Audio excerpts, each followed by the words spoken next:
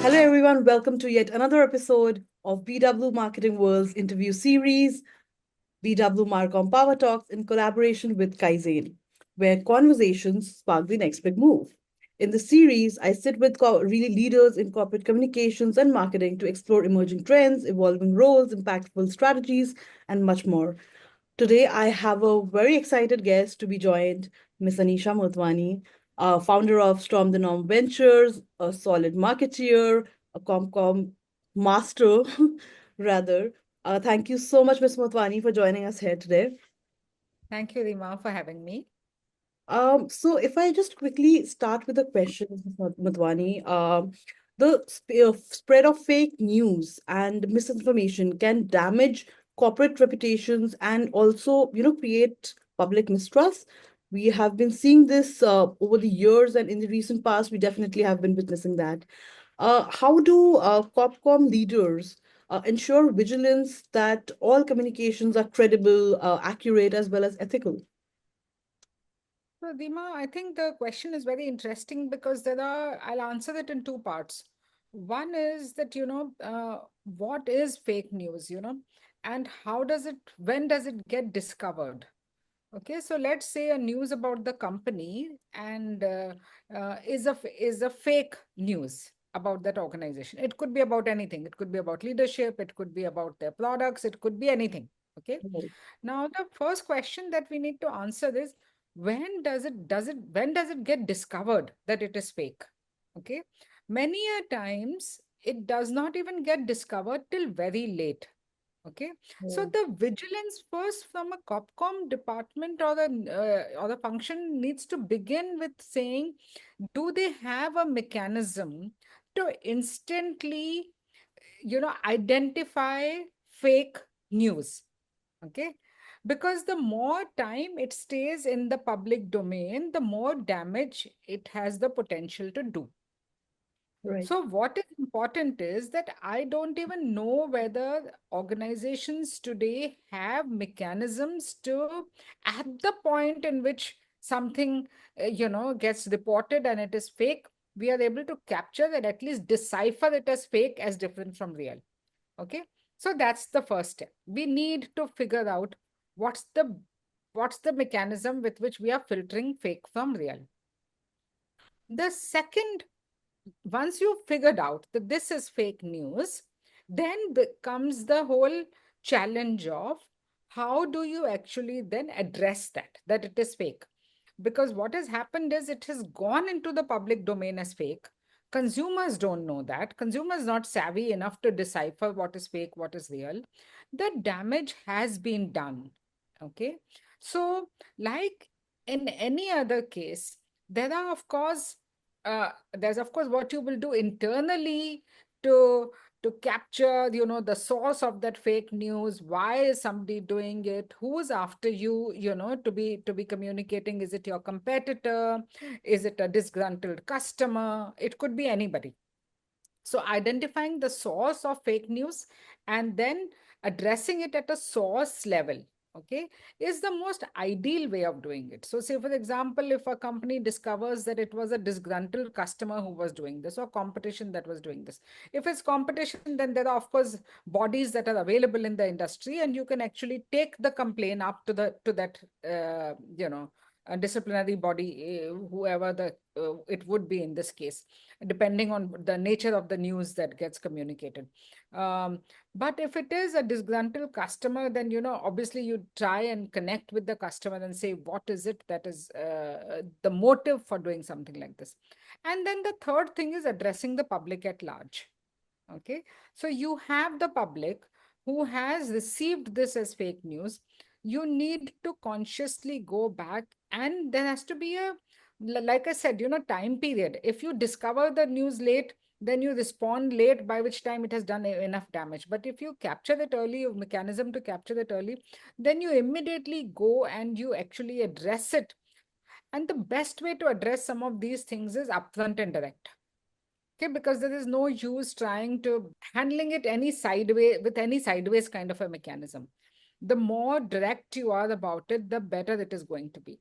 And the last thing that you can do is that if you have a credible brand, okay, depends, if the news, the fake news is about a credible brand which has goodwill, which has got equity, very quickly consumers realize and start believing, saying that, if the company is coming back and saying this is fake news, I would trust the company more than I would trust the news.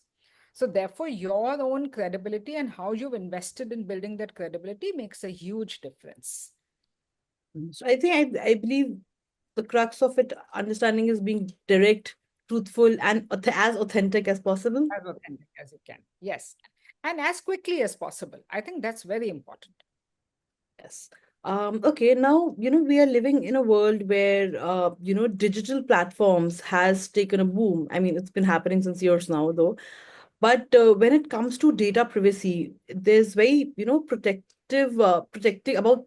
sensitive corporate information and customer data from breaches and cyber attacks is a significant concern. We eventually even saw with, Reliance's case, if I take that. How do you think, how can the Copcom team play an active role in taking the lead here and, guiding a company strategy? So, Rima, I'll be very honest, I do, I interact with a lot of companies. I haven't seen actually this coming under the domain and responsibility of Copcom at all. I don't think Copcom has even made that first level, foray into, guiding companies into, what needs to be done, why they should do it, how they should do it. I know that there is a DPDA Act which has come about. It's still at a draft stage. There are versions of it that have come.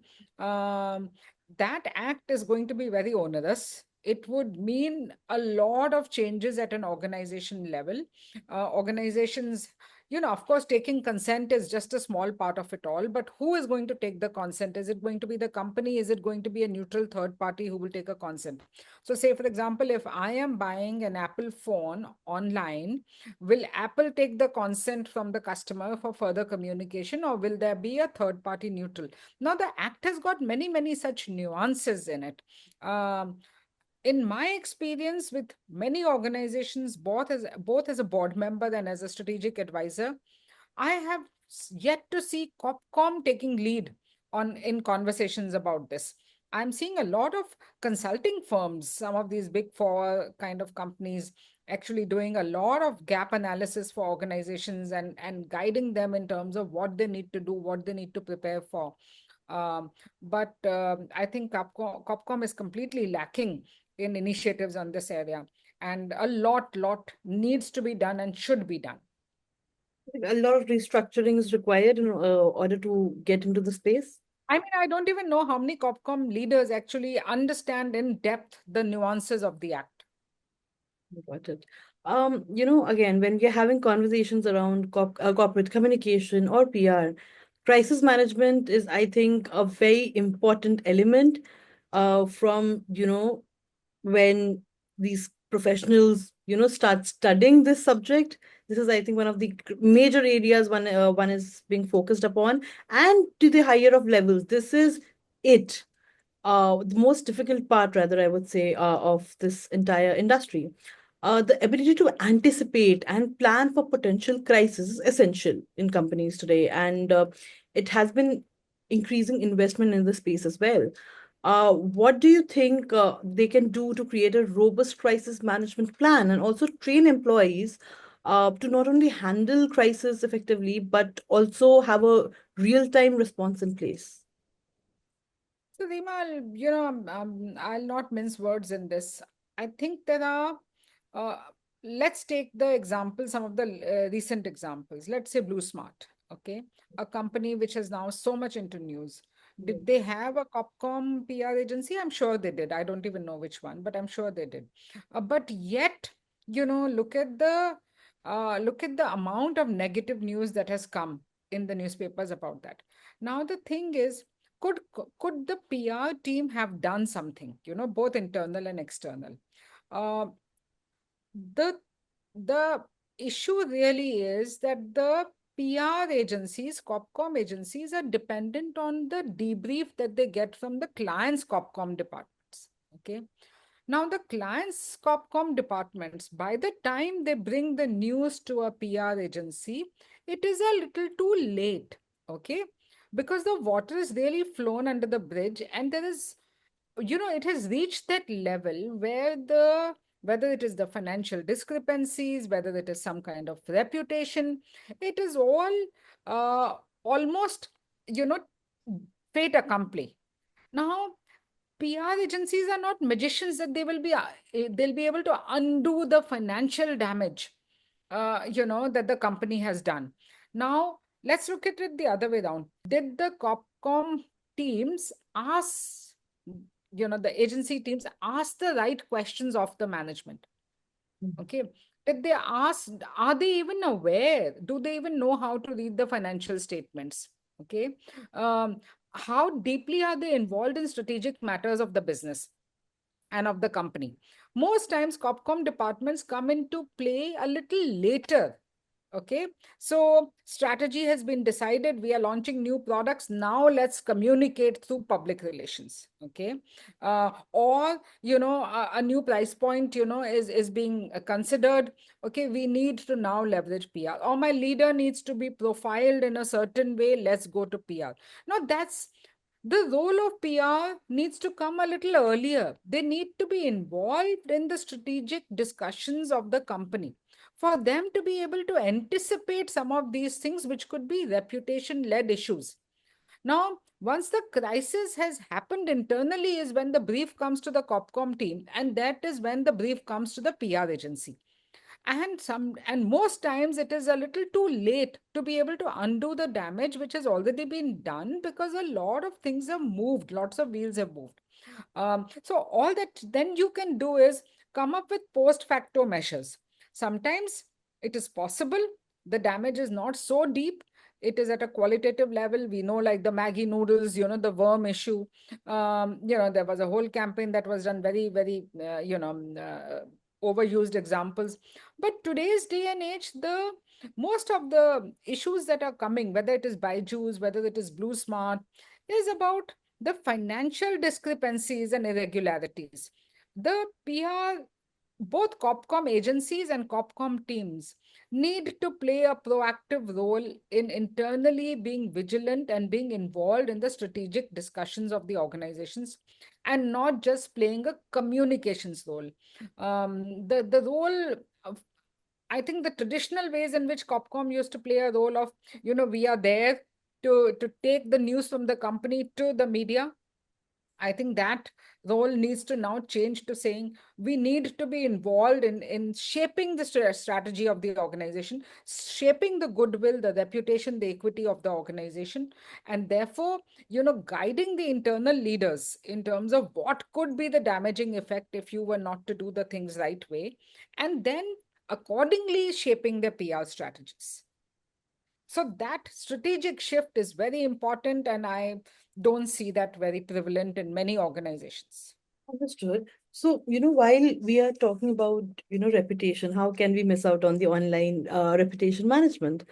ORM, particularly if you use the jargons that we use.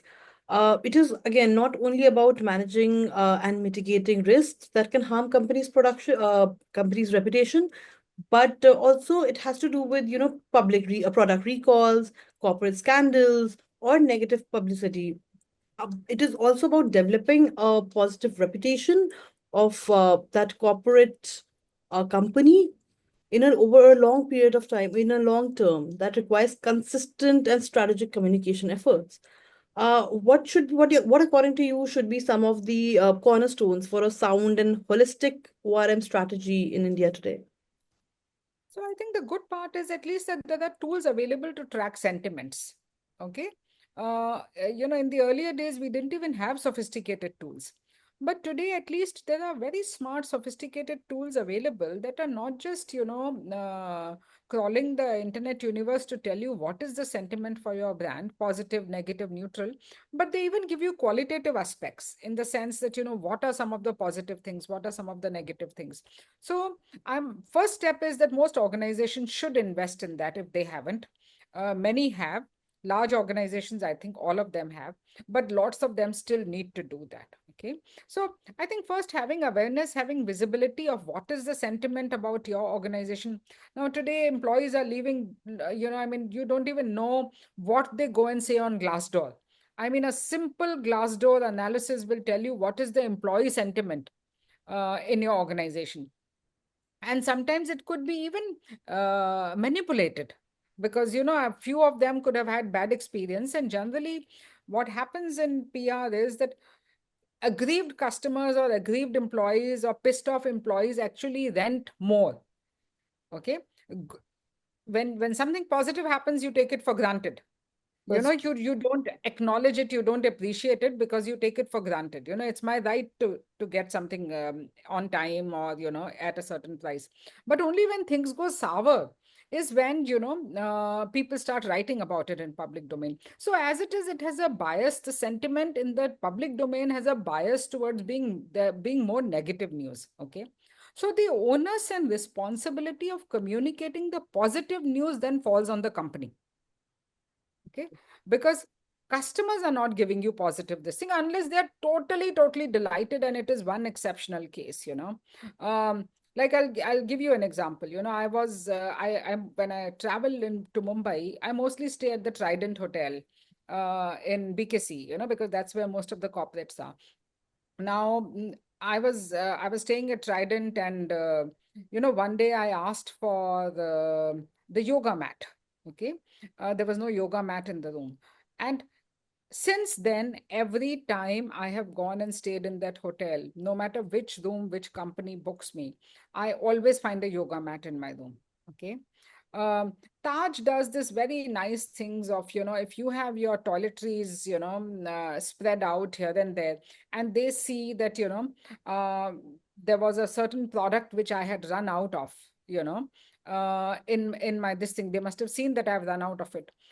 Next day, in the morning, when I actually, not the next day, in the evening when I came back to the hotel, I saw that they had replenished that product right.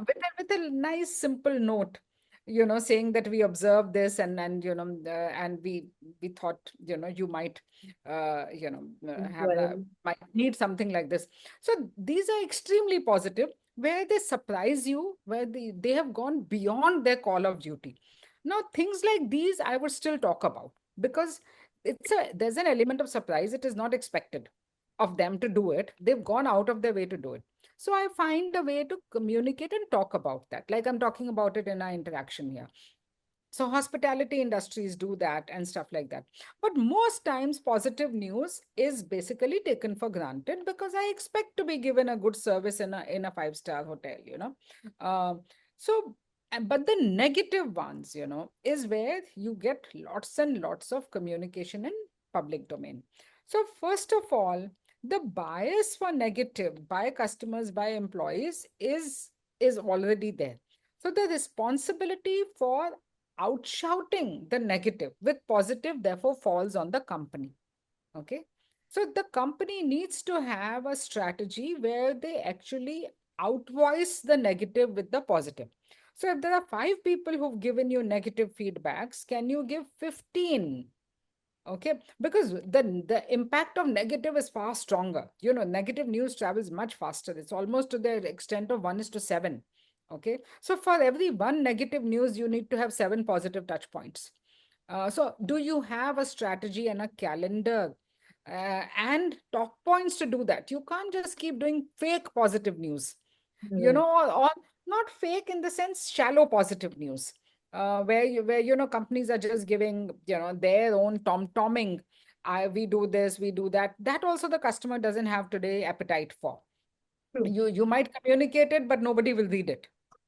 Okay. So how do you actually find goodwill ambassadors, whether it is within your employees base or within your customer base, who speak on your behalf authentically, uh, is something that you must do. You must look out for, at every touch point. Now, in the world of Gen AI, digital era, you will see more and more that there is an opportunity at every touch point to interact with the customer. You have contacted a customer, for the business need. uh, you can gauge feedback then and there, or you've just finished a purchase. Can you take feedback at that moment in time? Most people have started doing it. You watch a series on Netflix, they tell you like it, don't like it. At that point itself, you can give a thumbs up, thumbs down, or a neutral. Okay, so at every touch point, are you capturing customer sentiment?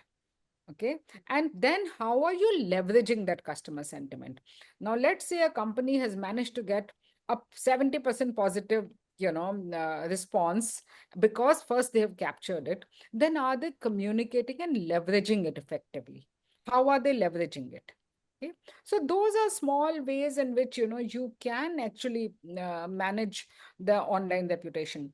I always say, let others speak for you. If you speak for yourself, then there is only so much more credibility.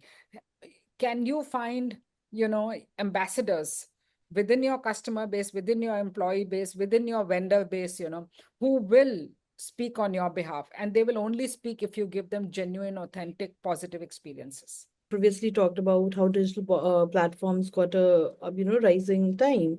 Now, when it comes to digitization, there is also compliance issues.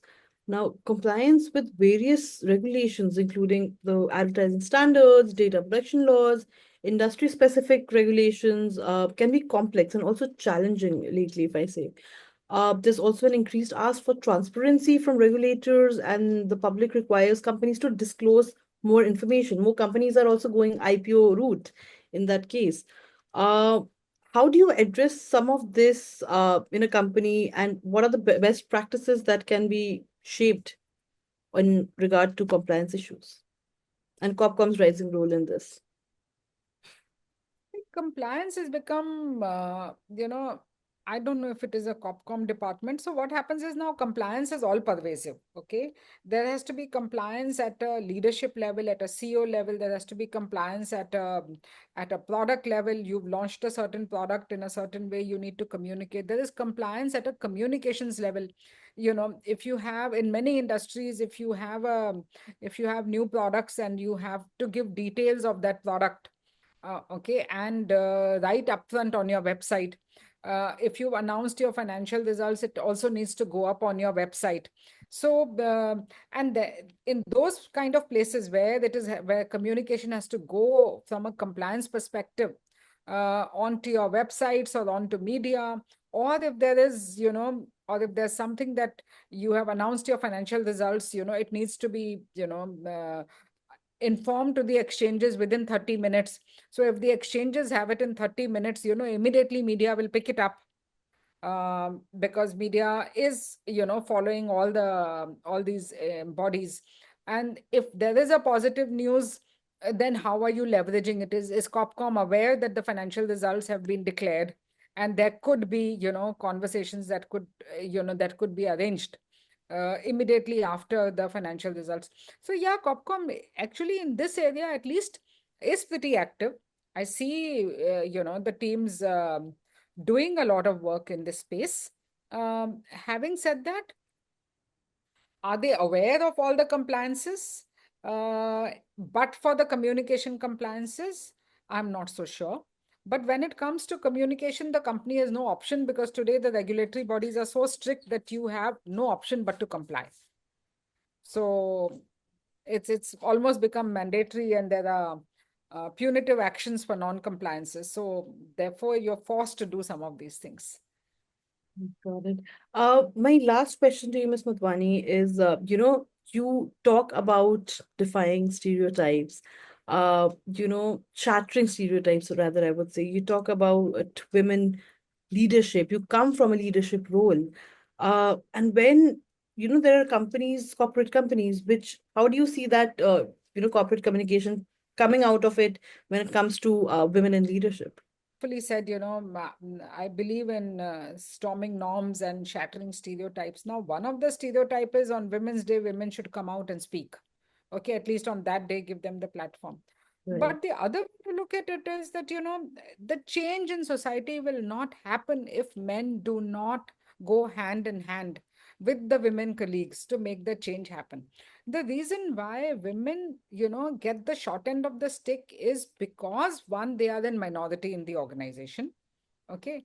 And secondly, our society has been very patriarchal, has been, I mean, it has been the way it has been. And therefore, change takes its own time. And unless men change, okay, the change that we are expecting in the workplace as far as women are concerned is going to stay slow. Okay. The change is happening, significant amount of change is happening, but there are unconscious biases which which men don't realize. And it is very important that these unconscious biases, these kind of sensitization sessions, happen with men, because it is the women feel like victims at the hands of men and certain things that men do to them. Okay. And I'm not saying these are conscious behaviors, I'm not saying these are intentional behaviors. Sometimes they could be, but sometimes these are unintentional. Unless and until sensitization training happens, unless and until men are involved in this whole inclusive journey, okay, the change will not happen the way we want it to happen. The way I bring up my son today, okay, is is going to make a difference to what kind of a spouse he becomes, what kind of a boss he becomes, what kind of an employee he becomes, and how he treats his women colleagues. Okay. Now, clearly, millennials, that generation, is still grappling, which is what I call the sandwich generation between, being part of the new world and also being part of the, the Yes. conventional world in which our parents brought us up. But the Gen Zs today are children of, older generation. Now, many Gen Zs today, in fact, have in larger cities have been brought up with positive values of inclusivity and equanimity. But those are only larger cities and some, some more progressive families. But hopefully, the Gen Alpha, which is the next generation, who will be the children of millennials, they will be, they'll be born into an equal world. And that's what my hope is, that Exactly. that as we go forward they get born into the equal world, and therefore we will not have to do this whole debate between men versus women. It is men and women, we complete each other, we complement each other. There are strengths on both sides, and therefore on Women's Day I would be happy if there are more men talking about bringing about the change than women talking about bringing about the change. Lovely. That's actually beautiful thought to end with. And thank you so much, Miss Motwani, for being a part of this series. And thank you everyone for being with us. And we look forward to you the next week with a new guest, just like Miss Motwani. Thank you so much for watching us.